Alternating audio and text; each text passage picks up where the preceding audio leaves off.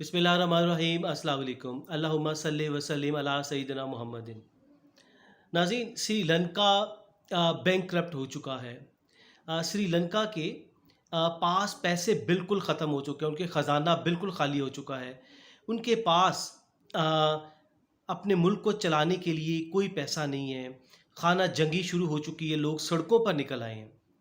अफ़सोसनाक बात ये है कि श्रीलंका 99% लिटरेसी रेट है उधर। उधर लोग 99% पढ़े लिखे लोग हैं, इतने बाशऊर लोग हैं। तो क्या वजह है कि इतने बाशऊर होने के बावजूद, इतने एजुकेटेड होने के बावजूद वो अपने मुल्क को संभाल नहीं सके? इसका मतलब है कि सिर्फ पढ़ा लिखा होना, लिटरेसी रेट ज़्यादा होना, ये इस चीज़ की ज़मानत नहीं है, गारंटी नहीं है कि आपका मुल्क तरक्की भी करे। इसके और भी बहुत सारे फैक्टर्स हैं। मिसाल के तौर पर इकोनॉमिक पॉलिसीज़, आपकी फिस्कल पॉलिसीज़, जिसको फाइनेंशियल पॉलिसीज़ कहते हैं। इसके अलावा और भी आपके मुल्क को चलाने के लिए क्या वो राइट डायरेक्शन में जा रहे हैं या नहीं। तो 99% लिटरेसी रेट होने के बावजूद वो मुल्क दिवालिया, बैंकक्रप्ट हो रहा है। श्रीलंका एक छोटा सा मुल्क है, 22 मिलियन, तकरीबन 2 करोड़ 20 लाख के करीब उसकी आबादी है, लेकिन लिटरेसी रेट हाई है। उसके बावजूद क्या वजूहात हैं, वो हम इस वीडियो में डिस्कस करेंगे कि जिनकी वजह से उनका मुल्क इस डगर पर चल पड़ा है कि उनके पास अब पेपर तक नहीं है। पेपर को इंपोर्ट नहीं कर सकते, पेपर को प्रोड्यूस नहीं कर सकते, मैन्युफैक्चर नहीं कर सकते, बना नहीं सकते। उनके बच्चे घरों में बैठे हुए हैं, पेपर नहीं दे पा रहे। यहाँ तक उनकी हालत हो चुकी है। उनके जो दूध का रेट है, पेट्रोल का रेट है, वो आसमानों को छू रहा है। सबसे पहली रीज़न वो ये है टैक्स कट्स। देखिए, किसी भी मुल्क को चलाने के लिए उसकी जो आमदनी का ज़रिया होता है, जिस तरह हम हैं, आप हैं, आप नौकरी करेंगे या बिजनेस करेंगे हम लोग, तो वो हमारा सोर्स ऑफ इनकम है। इसी तरह से किसी मुल्क को चलाने के लिए उसका सबसे बड़ा सोर्स ऑफ इनकम होता है टैक्स, टैक्स की कलेक्शन। पाकिस्तान की हुकूमत और दूसरे मुल्कों की हुकूमतें चलती हैं, एक्सेप्ट उन ममालिक के, सिर्फ उन ममालिक के अलावा जो बादशाहत है, उधर टैक्स नहीं है। लेट्स से सऊदी अरेबिया या यूएई, इन ममालिक में जहाँ तेल की कुएँ हैं, वो बादशाहत है, वो अपनी आवाम से टैक्स नहीं लेते। लेकिन अब वो भी लेना शुरू हो गए, क्योंकि कोविड की वजह से पूरी दुनिया की जो इकोनॉमिक कंडीशंस हैं वो ख़राब हो चुकी हैं। तो देखिए, इन्होंने क्या किया कि श्रीलंका की हुकूमत ने, 4 भाइयों ने, जो कि एक प्रेसिडेंट थे, एक प्राइम मिनिस्टर थे, तीसरे फाइनेंस मिनिस्टर थे, और इनमें से चौथे भाई जो थे वो इरिगेशन को संभालते थे। इसी तरह से इनके आगे बच्चे भी थे, जो कोई स्पोर्ट्स का मिनिस्टर था, और इस तरह से 23-24 साल उनकी उम्रें थी, लेकिन उन्होंने पूरे मुल्क पर कब्जा किया हुआ था। आप देखिए, उन्होंने क्या किया, अपने लोगों को नवाजने के लिए, लोगों को खुश करने के लिए उन्होंने टैक्स में कट्स लगा दिए, टैक्स कम कर दिए, 30% तक टैक्स कम कर दिए, और कई चीज़ों पर टैक्स ख़त्म कर दिए। अब यकीनन उनका source of income tax collection था, तो कलेक्शन, टैक्स की कलेक्शन नहीं होगी तो आखिरकार उनका ख़जाना खाली होगा, होना था, और वो हो गया। और अब वो पूरी दुनिया से कर्जे मांगते फिर रहे हैं। तो सबसे पहली बात यह है कि जब आप टैक्स कट लगाए उन्होंने, तो टैक्स कम किया, उनका कलेक्शन नहीं हुई, रेवेन्यू की उनको आमदनी नहीं हुई, तो क्या किया, उनको नोट ज़्यादा छापने पड़े। यकीनन ये एक मॉनेटरी पॉलिसी होती है, उसके ज़रिए आप अपनी इकोनॉमी को कंट्रोल करते हैं। लेकिन बदकिस्मती से उन्होंने नोट ज़्यादा छापे। उसके बाद जब वो नोट ज़्यादा मार्केट में चले जाते हैं, लोगों के पास पैसे ज़्यादा आ जाते हैं, लोगों की परचेजिंग पावर बढ़ जाती है, तो यकीनन प्राइस बढ़ जाती है, जिसको कहते हैं इन्फ्लेशन, जिसको कहते हैं महंगाई। उनकी महंगाई इतनी ज़्यादा हो गई कि उनकी इकोनॉमी कोलैप्स कर गई। उसके बाद देखिए, दूसरा फैक्टर था एक्सटर्नल डेट। एक्सटर्नल डेट से मुराद ये है कि उन्होंने लोगों से जो कर्जे लिए हुए थे, दूसरे ममालिक से जो कर्जे लिए हुए थे।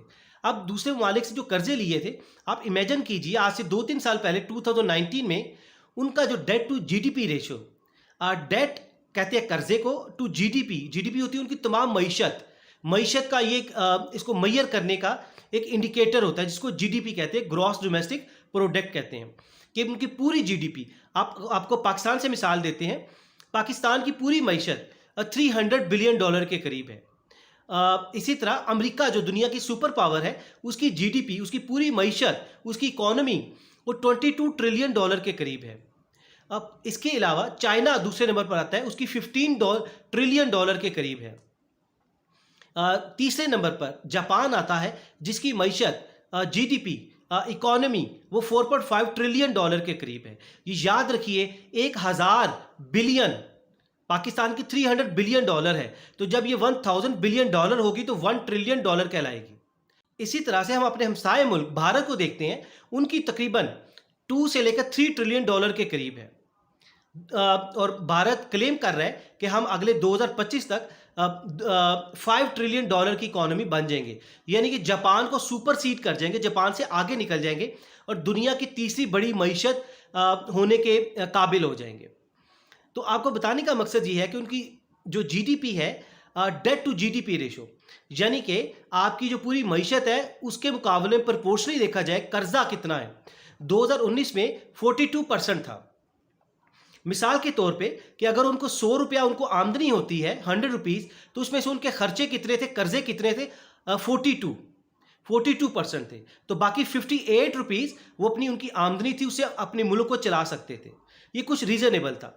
लेकिन जब जो वक्त गुजरता गया, उन्होंने अपनी पॉलिसीज़ में रिफॉर्म्स नहीं लेकर आए, तो श्रीलंका की जो 2022 में डेट टू जीडीपी रेशो है वो है 111%, यानी कि 111%। मिसाल के तौर पे अगर उनको 100 रुपये उनको आमदनी हो रही है तो उनके खर्चे कितने हैं, खर्चे उनके 111 रुपये हैं, यानी कि 11 रुपये अभी भी वो डेफिसिट में है, काम में है, यानी कि उनको अपने जो डेट है उतारने के लिए उनको 11 रुपये एक्स्ट्रा चाहिए। ये सिर्फ कर्जे उतारने के लिए, बाकी जो मुल्क चलाने के लिए वो अलहदा है। तो ये एक बहुत ही हॉरिबल फैक्टर है कि उनका डेट टू जीडीपी रेशो इनका इतना बढ़ गया था। वजह, उसकी मेन वजूहात ये थी कि उनमें करप्शन थी, उनमें मैनिपुलेशन थी, एम्बेजलमेंट थी, किक बैक से कमीशन थे, क्योंकि उनकी मरूसी सियासत थी। 4 भाइयों ने पूरी पूरा मुल्क था वो बांटा हुआ था, आगे उनके बच्चे थे, सेम इसी तरह जिस तरह पाकिस्तान में है। अब देखिए उसमें जो कुछ एक प्रोपेगेंडा किया जा रहा है, कुछ ममालिक कह रहे हैं कि चाइना ने उसको अपने डेट ट्रैप में उसको जकड़ा है, चाइना ने उसको कर्जे दिए और फिर उसको ट्रैप किया। ये बिल्कुल गलत है। उनका जो पूरे डेट है, डेट का जो 10% सिर्फ चाइना का कर्जा है, यानी कि पूरे डेट में जो चाइना से उन्होंने लिया वो 10% है ओनली। तो ये गलत एक बात फैलाई जा रही है कि श्रीलंका को तबाह करने में चाइना का हाथ है, चाइना का सिर्फ 10% है। अब तीसरा जो उनका मेन फैक्टर था उनकी इकोनॉमी को कोलैप्स होने का, वो है टूरिज्म। टूरिज्म बेसिकली श्रीलंका की सोर्स ऑफ इनकम का एक मेजर फैक्टर था। टूरिज्म से उनको बहुत पैसा आता था। मिसाल के तौर पे 2019 में ये 7.5 बिलियन डॉलर कमाते थे और 23 लाख के करीब लोग इधर हर साल विजिट करते थे।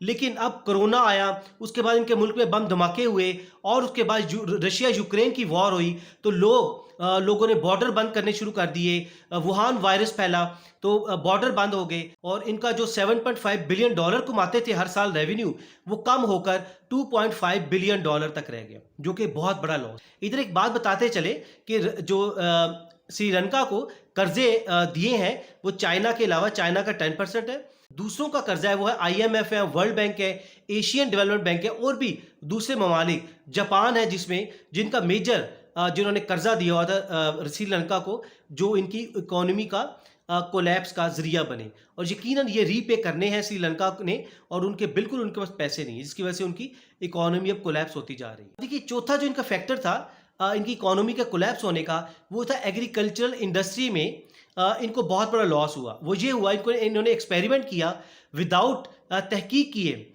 उस पर कोई किसी साइंटिस्ट से पूछे बगैर, किसी इकोनॉमी से पूछे बगैर इन्होंने क्या किया कि जो फर्टिलाइजर्स, केमिकल फर्टिलाइजर यूज़ होते थे इनकी फसलों में, उनको एकदम से बंद कर दिया किसी से पूछे बगैर, और ये ऑर्गेनिक फार्मिंग की तरफ चलने लग पड़े कि नेचुरल फार्मिंग से हम सब्जियां उगाएंगे, फल उगाएंगे, जो कि एक बहुत लंबा प्रोसेस था, जिससे इनके मुल्क में फूड की शॉर्टेज हो गई। हालांकि ये फूड में कुछ चीज़ों में खुद कफील था ये मुल्क। मिसाल के तौर पे चावल एक्सपोर्ट करता था ये दूसरे मुल्कों में। श्रीलंका टी, पूरी दुनिया में जहाँ भी चाय इस्तेमाल होती है वो या तो कीनिया से आती है या श्रीलंका से आती है। अब ये हाल हो चुका था कि श्रीलंका दूसरे मुल्कों से चावल इंपोर्ट कर रहा है, मंगवा रहा है और चाय भी मंगवा रहा है। इसके अलावा इन्होंने एम्बेसीज इनकी बंद होनी शुरू होगी पूरी दुनिया में, क्योंकि इनके पास पैसे नहीं हैं। इनके पास जो ख़जाने में पैसे $2 बिलियन से बिल्कुल कम रेवेन्यू रह चुका है, पैसा कम रह चुका है, और ये इनके पास सैलरीज देने के लिए पैसे नहीं अपनी एम्बेसीज में जो लोग हैं एम्बेसडर, इसलिए वो एम्बेसीज बंद करना शुरू हो गए हैं। इसके अलावा आप देखिए कि इनके मुल्क में 12 से 15 घंटे की मुसलसल लोड शेडिंग हो रही है, क्योंकि लोड शेडिंग ज़्यादा फर्नेस को या और भी जो इक्विपमेंट्स हैं उनको चलाने के लिए, बिजली प्रोड्यूस करने के लिए इनके पास तेल नहीं है, तेल इंपोर्ट करना पड़ता है, या किसी और वजह से भी वो भी इनके पास जो रिसोर्सेज है वो शॉर्ट हो चुके हैं, जिसकी वजह से बिजली 12 से 15 घंटे का शॉर्टफॉल हो रहा है, और इंडस्ट्रीज़ इनकी पूरी बंद पड़ी हुई हैं। ज़ाहिर है वो चीज़ें बना नहीं सकते, तो ये दूसरे मुल्क में एक्सपोर्ट नहीं कर पाएंगे, कि जिसकी वजह से इनको रेवेन्यू नहीं आएगा और इनका मुल्क जो है वो कोलैप्स हो रहा है। अब देखिए, ये तो हमने बता दिया कि मुल्क में हुआ क्या, इनके साथ हुआ क्या, लेकिन ये क्यों हुआ, इसकी वजूहात क्या हैं, मेन रीजंस क्या हैं। उसकी मेन वजह ये है, बिल्कुल सेम हमने शुरू में कहा था पाकिस्तान से सिमिलरिटीज़ हैं इनकी, पाकिस्तान की तरह इन पे मरूसी सियासत है, इनहेरिटेड सियासत है, जो कि 4 भाई इनके बैठे हुए हैं, इनके 4 भाई बैठे हुए हैं जिन्होंने आपस में ही मिनिस्ट्रीज बांटी हुई हैं, और इसके अलावा इनके आगे बच्चे हैं। सबसे पहले इनका गोटाबाया राजपक्षा प्रेसिडेंट हैं, इनके दूसरे भाई महिंदा राजपक्षा इनके प्राइम मिनिस्टर हैं, तीसरे नंबर पर बासिल राजपक्षा ये फाइनेंस मिनिस्टर हैं, और फिर चमल राजपक्षा इनके इरिगेशन के मिनिस्टर हैं, और इसके अलावा इनके आगे बच्चे ये नमल राजपक्षा ये 24 साल का लड़का है, और ये इसके पास स्पोर्ट्स की मिनिस्ट्री है। आप देखिए, इनको कमीशन एजेंट कहा जाता है, ये कमीशन खाते हैं। अब ये वजूहात क्या हैं, वजूहात यही हैं कि ये करप्शन है, करप्शन में इन्वॉल्व हैं, ये अपनी मनमानी करते हैं, इनको कोई नहीं पता कि आपके फाइनेंस मिनिस्टर में अपने भाई को बिठा दिया, प्रेसिडेंट में भी भाई हैं, प्राइम मिनिस्टर में भी, इरिगेशन में भी, और इस तरह चाचा मामा ताया सबको उन्होंने अपनी मिनिस्ट्री में एंटर किया हुआ है। तो यकीनन इन्होंने अपने मुल्क को private limited company, Rajapaksa private limited company बनाया हुआ है। सेम उसी तरह जिस तरह पाकिस्तान में 2 खानदान इन्होंने सिर्फ बारियां लगाई हुई हैं, शरीफ खानदान और जरदारी खानदान, आगे उनके बच्चे हैं, इनके भाई हैं, बहन के बेटे हैं, सब आपस में ख़ानदान में इन्होंने मिनिस्ट्रीज बांटी हुई हैं, जिससे ये मुल्क को लूट रहे हैं।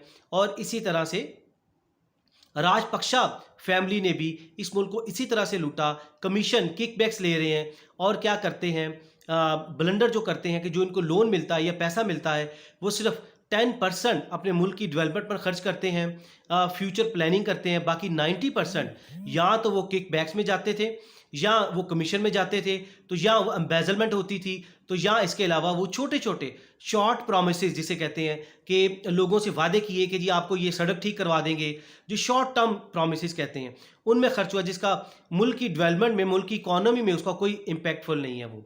तो ये आपको बताने का मकसद ये था कि इसका श्रीलंका की तबाही का, दिवालिया होने का, इसके बैंकरप्ट होने का वजूहात हमने आपको बताई हैं कि पिछले कई सालों से ये लोग मुल्क को चाट रहे थे, दीमक की तरह चाट रहे थे। तो अब क्या होगा कि ये अपने एसेट्स को बेचना शुरू कर देंगे, एयरपोर्ट को, अपनी पोर्ट्स को, और अपने जो सीक्रेट्स हैं इनके, उनको भी बेचना शुरू कर देंगे ताकि मुल्क में पैसा आए। हमें भी इनसे सबक सीखना है, हमें इन 2 ख़ानदानों को, शरीफ ख़ानदान, जरदारी ख़ानदान, इनको रोकना होगा, इनका रास्ता रोकना होगा, इनके बच्चों का रोकना होगा, नाअहल बच्चों का। और ये पैसे और कमीशन किकबैक से अपने दूसरे मुल्कों में लेकर जा रहे हैं, इनको हमें रोकना होगा, और हमें अपने इमरान खान जो लीडर है, जिसने हमें सच्चा रास्ता दिखाया, जो इनके आगे अकेला तने तनहा खड़ा है, उसका हमें साथ देना है। और हमारे मुल्क में जो इकोनॉमिक इनजस्टिस जो श्रीलंका में थी, हमारे मुल्क में भी वो ना हो, ख़त्म हो, और ताकि गरीब से गरीब बंदा भी इधर पाकिस्तान में मिनिस्टर बन सके, और जो अहल हो, जो कैपेबल हो, और जो बहादुर हो, जो लीडर हो।